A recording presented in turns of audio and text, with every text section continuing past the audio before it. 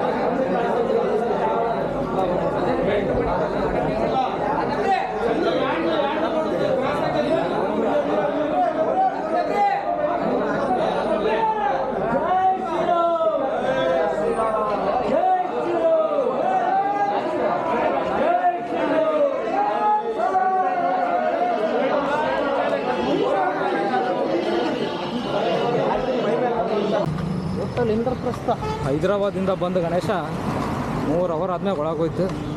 Perfect ಆಗೋಯ್ತು. ಇದಾಗಿತ್ತು ಇವತ್ತಿನ ವಿಡಿಯೋ. ನೆಕ್ಸ್ಟ್ ವಿಡಿಯೋದಲ್ಲಿ ಸಿಗೋಣ. ಅಲ್ಲಿ ತನಕ ಟೇಕ್ ಕೇರ್. ಬಾಯ್.